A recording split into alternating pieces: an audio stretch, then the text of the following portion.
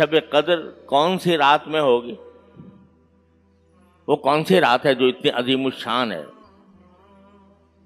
تو حضور اقدس نبی کریم سرور عالم صلی اللہ علیہ وسلم کو شروع میں بتا دیا گیا کہ فلاں رات،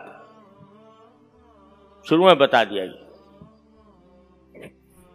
تو لیکن جب بتا دیا گیا، جب آپ لوگوں کو سنانے کے لیے تشریف لائے، بتانے کے لیے کہ بھئی فلاں رات شب قدر ہوگی، تو راستے میں دیکھا دو آدمی لڑ رہے، جھگڑ رہے، آپس میں لڑائی جھگڑا ہو رہا ہے۔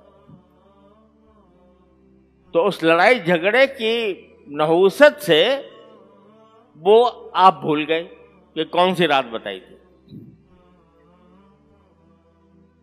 اور اس کے بعد پھر آپ نے فرمایا بھائی وہ جو مجھے اللہ تعالیٰ نے بتایا تھا کہ فلاں رات ہوگی وہ تو میں بھول گیا۔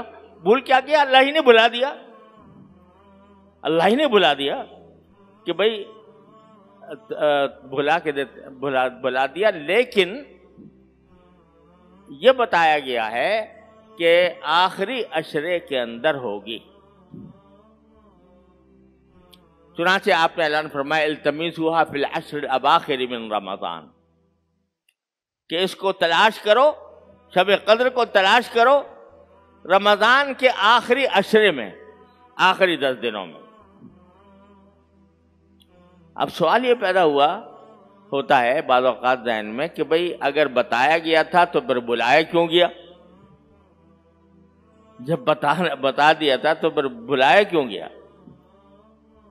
تو در حقیقت اس کے پیچھے اصل جو حکمت ہے، راز ہے، وہ تو اللہ تعالیٰ ہی بہتر جانتے ہیں، لیکن جو بات سمجھ میں آتی ہے وہ یہ کہ بتلانا، متعین طور سے بتانا مقصود تھا نہیں کہ فلاں رات ہوگی، تاکہ آدمی جو ہے وہ اس رات کی تلاش میں پورے عشرے کے اندر اہتمام کرے عبادت کا۔ لیکن شروع میں بتا کر بلا دیا۔ 2 آدمی جھگڑ رہے تھے تو آپ نے فرمایا 2 آدمی جو جھگڑ رہے تو میں اس کو بھول گیا ان کی جھگڑے کی وجہ سے۔ تو یہاں بتلانا مقصود تھا جھگڑے کی نحوست، کہ مسلمانوں کے درمیان آپس میں جھگڑا یہ ایسی بری چیز ہے اور اتنی منحوس چیز ہے کہ اس کی وجہ سے شب قدر کی تعیین ہی بلا دی گئی۔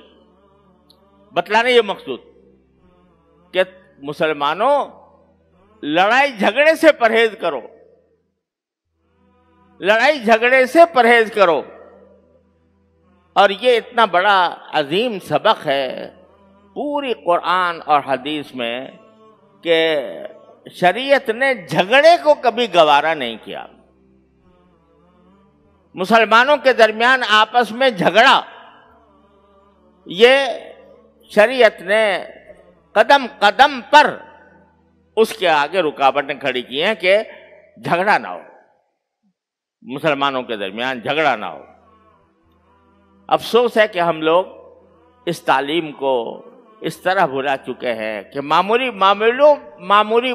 باتوں پر جھگڑ رہے ہیں، جواب ادھر سے تنقید، ادھر سے جواب، ادھر سے تنقید، ادھر سے جواب، ادھر سے تنقید، ادھر سے جواب، اور گالی گلوچ، بد زبانی، بدگمانی، اس کے اوپر ہمارا سارا معاشرہ اس وقت چل رہا ہے۔ اور اس سے زیادہ منحوس چیز کوئی اور نہیں ہے جس نے شب قدر کو بھلا دیا۔ اور حضور اقدس نبی کریم سرور عالم صلی اللہ علیہ وسلم نے ہمیشہ یہ فرمایا کہ بھئی چاہے اپنا حق چھوڑ دو مگر جھگڑے کو گوارا نہ کرو۔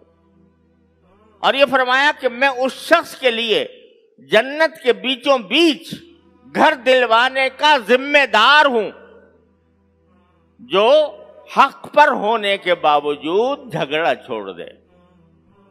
حق پر ہے، اپنا حق بزور عدالت حاصل کر سکتا ہے، لیکن کہے بھئی جھگڑا کیا کروں، چھوڑ دو، چلو اپنا حق چھوڑ دیتا ہوں، جھگڑا نہ ہو۔ اس کو رسول کریم سرور دو عالم صلی اللہ علیہ وسلم فرما رہے ہیں میں ذمہ دار ہوں جنت کے بیچوں بیچ گھر دلوانے کا۔ تو چونکہ یہ جھگڑا ہو گیا تھا تو اس واسطے وہ بلا دی گئی۔